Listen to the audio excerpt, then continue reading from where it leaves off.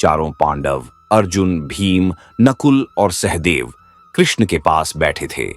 वातावरण शांत था, लेकिन उनके मन में अनगिनत प्रश्न उमड़ घुमड़ रहे थे। युधिष्ठिर वहां नहीं थे, इसीलिए सभी खुलकर बात कर सकते थे।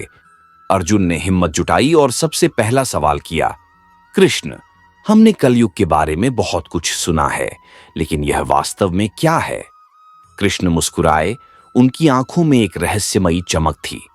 उन्होंने कहा, कलयुग को शब्दों से समझाना कठिन है, लेकिन अगर तुम सच में जानना चाहते हो तो मैं तुम्हें दिखा सकता हूं। यह कहते हुए कृष्ण ने अपना दिव्य हाथ उठाया और आकाश से एक धनुष और 4 सुनहरे तीर प्रकट किए। तीरों को चारों दिशाओं में चलाते हुए कृष्ण ने कहा, इन तीरों का पीछा करो और उन्हें वापस लेकर आओ, पर ध्यान रखना, जो तुम रास्ते में देखोगे वही कलयुग का असली स्वरूप होगा। तत्पश्चात चारों पांडव अपने अपने तीर के पीछे निकल पड़े। तभी अर्जुन अपने तीर का पीछा करते हुए एक घने जंगल में पहुंचे। वहां उन्हें एक पेड़ के नीचे तीर दिखाई दिया। जैसे ही वह तीर उठाने बढ़े, उन्होंने मधुर संगीत सुना। उन्होंने ऊपर देखा, एक कोयल जो अपनी सुरीली आवाज में गीत गा रही थी। अर्जुन उस मधुरता से मोहित हो गए, लेकिन जैसे ही वह पास पहुंचे, उनका मन दहल गया। कोयल अपनी मीठी आवाज के साथ एक जीवित खरगोश का मांस चीर कर खा रही थी। खरगोश दर्द से छटपटा रहा था, लेकिन उसकी चीखें कोयल के सुरों में दब गई थीं।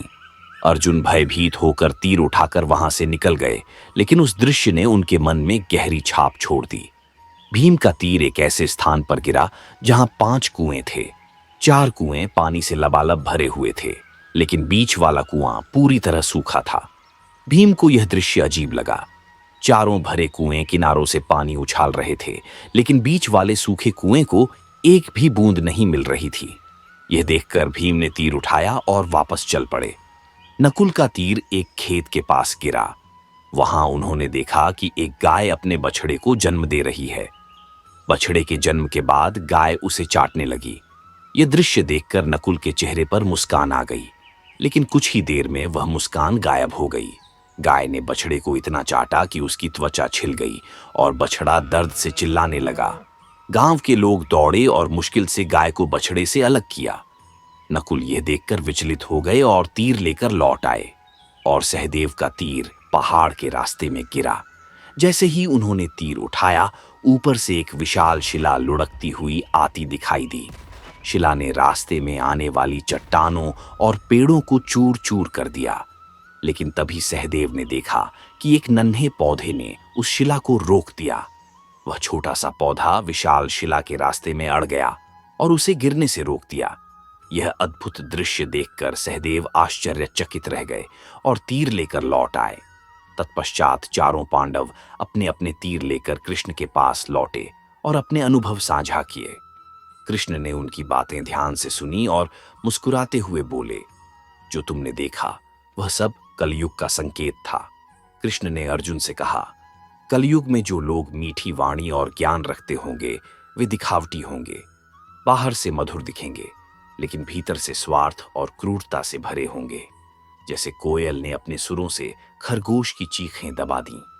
फिर कृष्ण ने भीम से कहा, कल युग में अमीर अपनी संपत्ति में डूबे होंगे, लेकिन गरीबों के लिए उनके पास एक भी बूंद नहीं होगी। 4 भरे कुएं उस एक सूखे कुएं को पानी देने के लिए तैयार नहीं थे। नकुल की ओर मुड़ते हुए कृष्ण बोले, कल युग में माता पिता का प्रेम इतना अधिक हो जाएगा कि वह बच्चों के विकास को बाधित करेगा। गाय का बछड़े पर अत्यधिक प्रेम इसी का प्रतीक था। आखिर में कृष्ण ने सहदेव से कहा, कलयुग में नैतिकता और चरित्र का पतन होगा। लोग विनाश की ओर बढ़ेंगे, लेकिन जब सब कुछ खत्म होने को होगा तो केवल भगवान का नाम ही उन्हें बचा सकेगा। वह नन्हा पौधा भगवान की शक्ति का प्रतीक था। कृष्ण के शब्दों ने पांडवों को स्तब्ध कर दिया। यह अनुभव उनके लिए जीवन का सबसे बड़ा सबक बन गया। अगर आपको ऐसी अद्भुत कहानियां पसंद आती हैं तो कमेंट बॉक्स में अपनी राय जरूर दें। वीडियो को लाइक करें और हमारे चैनल मिथोलॉजिकल वर्ल्ड को सब्सक्राइब करना न भूलें। फिर मिलते हैं ऐसे ही एक और रोमांचक कहानी के साथ। तब तक के लिए धन्यवाद।